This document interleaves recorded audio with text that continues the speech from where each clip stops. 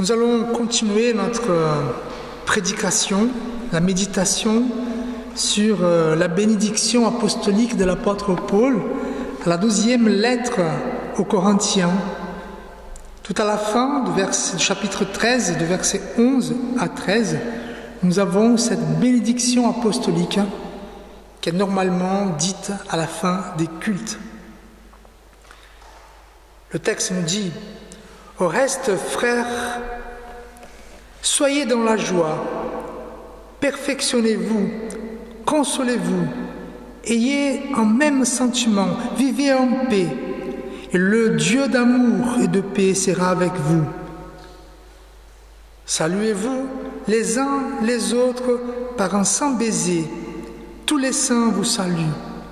Que la grâce du Seigneur Jésus-Christ, l'amour de Dieu et la communion du Saint-Esprit soient avec vous tous. » Prions. Père, parle-nous par ce texte, ce tout petit texte, et que ta parole puisse trouver une demeure dans notre cœur. Aide-nous, Seigneur, à comprendre, que nous aussi nous puissions accueillir ton message, pas celle du prédicateur, mais le message qui vient de toi, les paroles qui viennent de toi. Amen. Alors, je vais donner suite. Donc, nous avons prêché sur ce texte la semaine dernière, et je veux continuer. C'est comme je disais, c'est un tout petit texte. Est-ce qu'on peut en tirer 2 prédications? Je crois que oui. La parole de Dieu, elle est toujours vivante. Mais je vais employer le même exemple que je vous ai donné dans la prédication précédente. Donc, je vous ai demandé d'imaginer que vous êtes des personnes surbookées, très actives dans votre travail, dans votre association, dans votre vie. En fait, vous contrôlez tout, vous avez le contrôle, vous travaillez beaucoup, vous anticipez tout. Et soudain, un crash d'avion vous jette sur une île déserte. Donc vous ne pouvez plus rien faire. Plus d'agenda, plus de rendez-vous, plus de téléphone, plus de certitude. Vous êtes seul, vraiment seul, pendant 4 ans. C'est le scénario du film Seul au monde, avec Tom Hanks, qui va incarner quelqu'un qui est perdu dans une île déserte, qui va faire un visage sur un ballon. Il l'appelait Wilson pour ne pas devenir fou. Mais en fait, pour lui, dans ce film, tout se semble figé, tout est lent, rien ne change. Et pourtant, dans ce désert, sans mouvement apparent, quelque chose évolue en lui. Il apprend la patience, il découvre ses limites, il est transformé. Et je vous repose la question, et vous, et toi, que fais-tu quand plus rien n'avance? Que fais-tu quand ta vie semble échouer sur une île invisible, travail figé, famille difficile, couple difficile, solitude? Les choses n'avancent pas. Aujourd'hui, nous allons voir à travers cette lettre de l'apôtre Paul la continuation. Dieu veut nous parler. Il reconnaît qu'il y a des moments difficiles, des moments où rien ne semble bouger, et pourtant, Dieu agit sûrement et silencieusement. En fait, cette lettre aux Corinthiens, comme vous le savez, Paul il a écrit, selon les spécialistes, Paul a écrit 3 lettres à cette église à Corinthe. La première lettre, nous trouvons dans la Bible. La 12e, apparemment, elle est perdue, on ne sait pas. Et la 3e, c'est la 12e lettre que nous trouvons dans la Bible. En fait, quand on lit ces lettres de l'apôtre Paul, on voit que l'église à Corinthe, c'était une église difficile. Il est toujours en train de dire, il ne faut pas faire comme si, il faut changer. D'abord, il parle des divisions dans l'Église, ceux qui étaient partisans des uns et des autres, des problèmes de sexualité, de désordre dans les cultes, même des gens qui soupçonnaient la résurrection du Christ. Il va parler aussi des gens, des faux responsables qui critiquent l'apôtre Paul en disant « Voilà, lui, il n'est pas un vrai apôtre. » Pourquoi? Parce qu'il n'est pas beau, parce qu'il ne parle pas bien, il n'est pas riche comme nous. Et donc Paul est en train de dire à cette Église, il faut redresser le chemin. Et à la fin de la lettre, après avoir conseillé, après avoir donné les directions aux Corinthiens, Paul, il est conscient qu'il ne peut pas transformer cette Église par ses propres forces. Il ne peut pas. Même s'il est intelligent, même s'il est sage, même s'il connaît bien la culture judaïque, la religion juive, s'il connaît bien la philosophie, s'il est quelqu'un de très engagé, prêt au sacrifice, tout ça n'est pas assez pour changer cette Église. C'est pour ça qu'il va parler à ceux qui sont dans cette Église et qui ont envie de changer quelque chose. Il y a certainement parmi tous ces membres de l'Église à Corinthe, quelques-uns qui voulaient au moins essayer. Et donc Paul, il va faire appel à la conscience de ces chrétiens. Si vous ne pouvez pas changer votre environnement, commencez par vous-même. Cet appel à la conscience. Puis, il va tout mettre sous la main puissante de Dieu, de la Trinité. Donc notre texte nous aidera à répondre à la question suivante. Que faire quand rien ne semble avancer dans ma vie? Et là, vous pouvez penser à plusieurs domaines de votre vie. Au travail, au foyer, dans votre vie amoureuse, dans l'église. Que faire quand on veut bouger, mais notre environnement insiste à faire marche en arrière? Donc, Paul, il a conseillé, comme nous avons vu, vous pouvez trouver cette prédication sur Internet. La première chose qu'il va demander, c'est aux Corinthiens, il va leur demander de se réjouir, d'avoir un regard réaliste de la réalité et de se réjouir avec ce que Dieu leur a donné. Puis, il va demander aux Corinthiens de se perfectionner. Voilà, si vous ne pouvez pas bouger les autres, commencez à bouger vous-même. Perfectionnez-vous et encouragez-vous. Donc, encouragez ceux aussi qui souhaitent avancer. Mais Paul, il demande encore une autre chose. Il va dire, soyez dans la paix.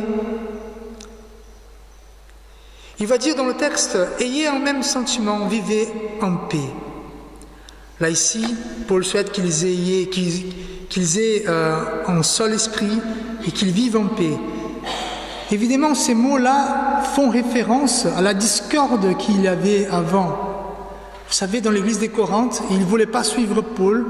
Il y avait quelques Corinthiens qui disaient « Moi, je suis pour l'apôtre Paul », d'autres qui allaient dire « Nous sommes pour Apollon », et d'autres qui allaient même dire « Je suis pour Jésus », donc ils n'étaient pas en accord. Ils disaient « Moi, je suis comme ça, j'ai cette théologie, moi, j'ai cette théologie », l'autre disait « J'ai autre théologie ». Et finalement, Paul lui demande « Vivez en paix ». Et Paul, c'est quand on lit les lettres de l'apôtre Paul, il est souvent en train de demander aux églises, vivez en paix, ayez la paix parmi vous. Évidemment, frères et sœurs, dans une église, c'est difficile de vivre la paix, c'est pour ça que Paul en demande souvent. Et là, il va faire une promesse en disant, si vous vivez en paix, le Dieu d'amour et de paix sera avec vous. Ici, ce n'est pas une question conditionnelle. Paul n'est pas en train de dire, si vous vivez en paix, Dieu sera parmi vous, comme si c'était conditionnel. Mais ce que Paul est en train de dire, ceux qui cherchent la paix, évidemment Dieu est avec eux. Tous ceux qui écoutent Dieu avec obéissance ont la certitude d'avoir Dieu et son amour avec eux. Si on cherche la guerre, c'est compliqué. Frères et sœurs, lorsque les choses n'avancent pas dans notre vie, nous pouvons choisir l'optimisme ou le pessimisme, comme je vous ai dit la semaine dernière, deux lectures de la réalité trop partielle. Il arrive aussi que nous nous replions sur nous-mêmes et que nous restons figés dans l'inertie. Mais Paul nous attire notre attention sur notre danger. Quand les choses ne vont pas, le danger, c'est avoir l'envie de faire la guerre. Pour parler de cette envie, j'aimerais bien aborder le thème de la colère injuste. Paul n'en parle pas directement, mais je suis convaincu que ce sentiment peut nous entraîner dans des conflits sans fin, soit à l'intérieur de nous-mêmes, soit autour de nous. Quand les choses ne vont pas, on peut être tenté de faire la guerre. Alors, la colère, on va dire que c'est normal, tout le monde peut être en colère. La colère, c'est une émotion humaine normale. Tout le monde ressent de l'agacement, de la frustration, de l'irritation et même de la fureur de temps à autre. Et dans certains cas, lorsque nous sommes en colère, nous parlons fort, nous crions, nous jurons, et dans les cas extrêmes, nous pouvons réagir violemment envers les objets, les casser, et vers les personnes, la violence. Alors, comme je disais, la colère n'est pas mauvaise en soi-même, mais quand elle est maîtrisée, la colère peut être utile et nous pousser à apporter des changements positifs, poser des actions constructives pour ce qui compte pour nous. Mais si la colère, elle est injuste et intense, elle peut être nuisible. Alors, d'où vient la colère ? La colère est souvent liée à une source de frustration. Nos plans n'aboutissent pas, l'objectif souhaité nous échappe ou les gens agissent de manière contraire à ce que nous voudrions. Voilà, il y a ces moments, le sentiment de colère envahit notre vie.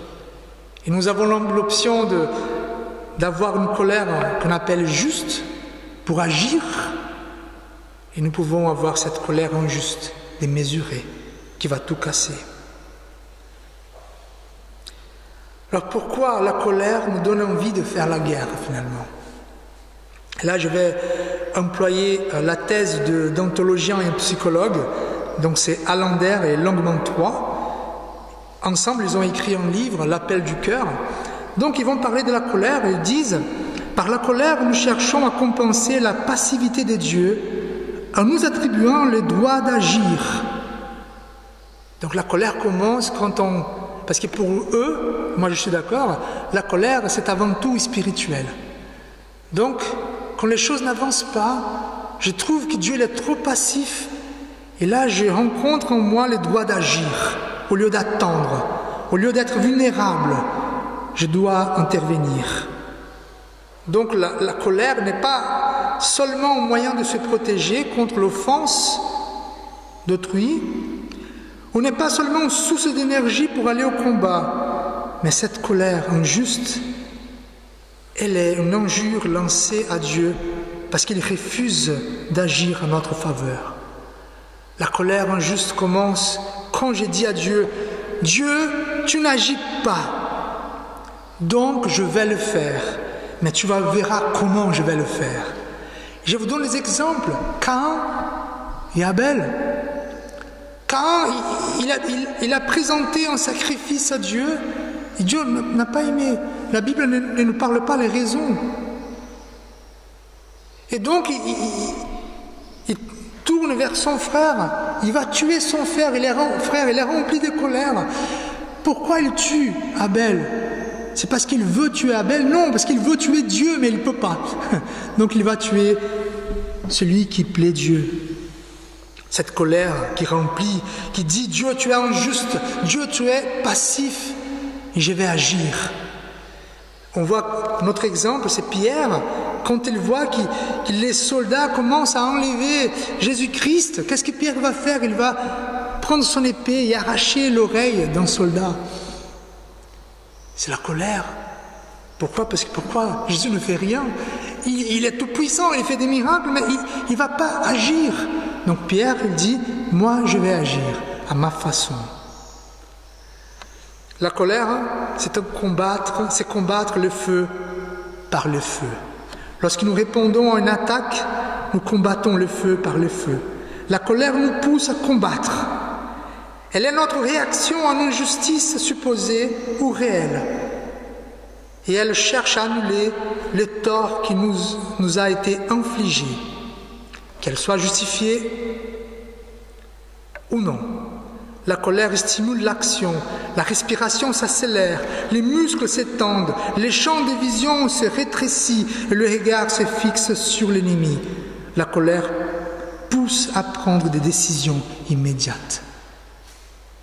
Ainsi, cette énergie, comme je vous ai dit, cette colère juste, qui aurait dû être mise au service de la résolution des conflits, de la persévérance, de la croissance intérieure, de l'encouragement des autres. Cette colère se trouve détournée.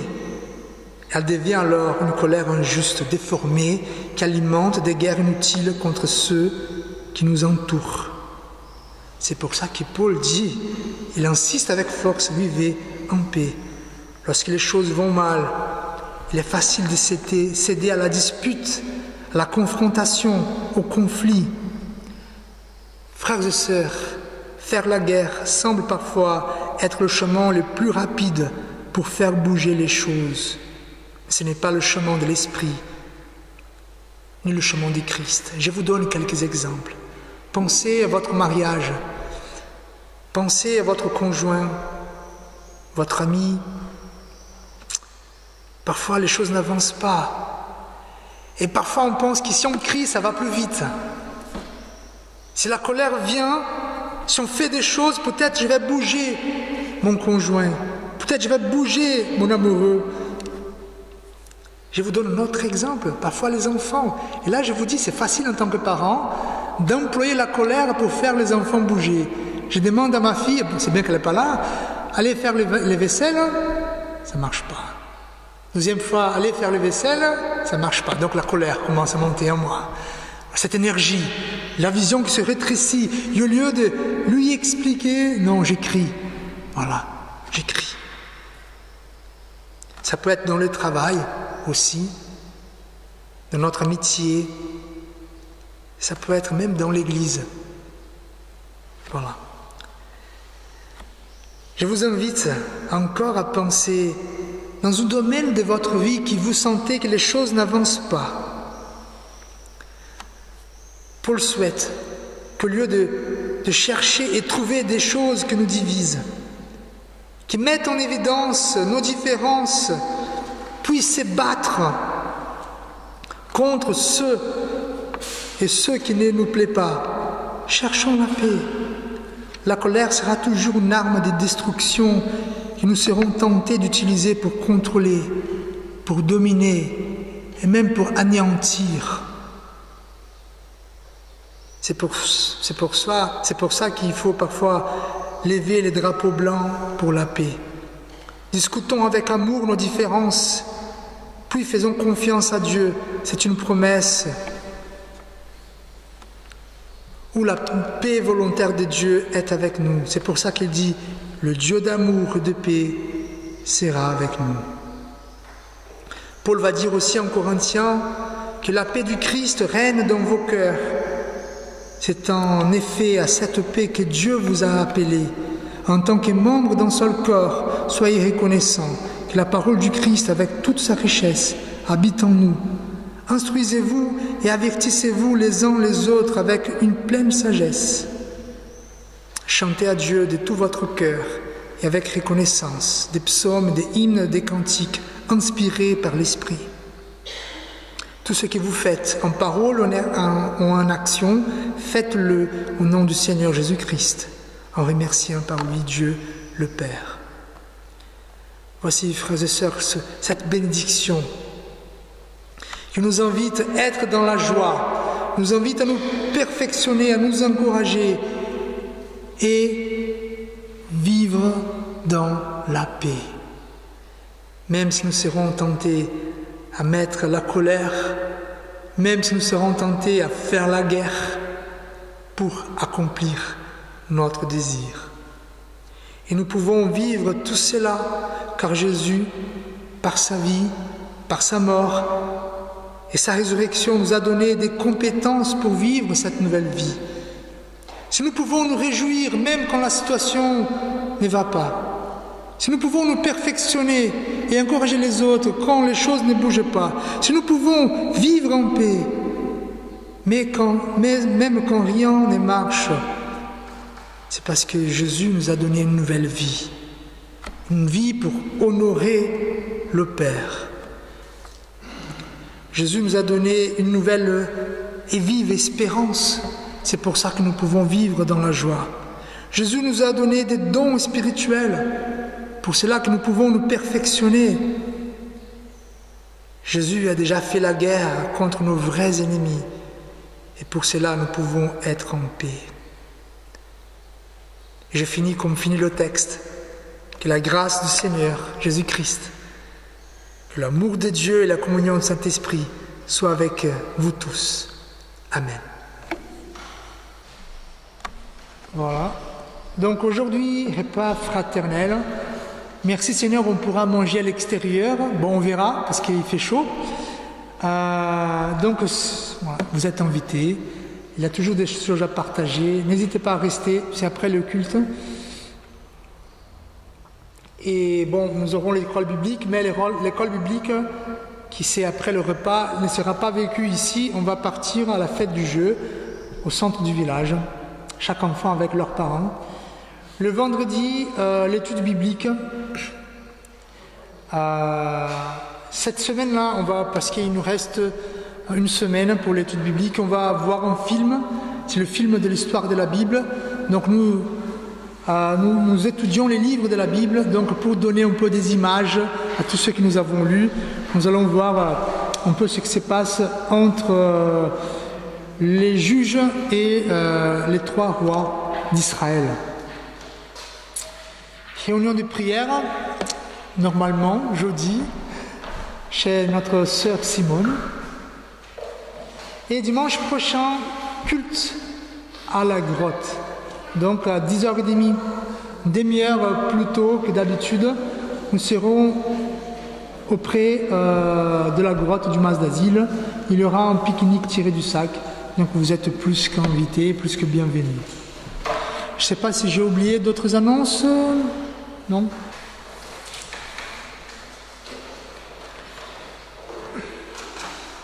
Frères et sœurs, vous êtes la lumière du monde.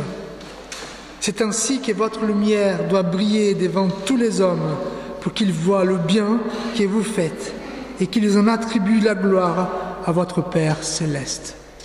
Que l'amour de Dieu notre Père, la grâce de Jésus-Christ notre Seigneur, la communion et la consolation du Saint-Esprit soient avec nous tous, aujourd'hui et à jamais.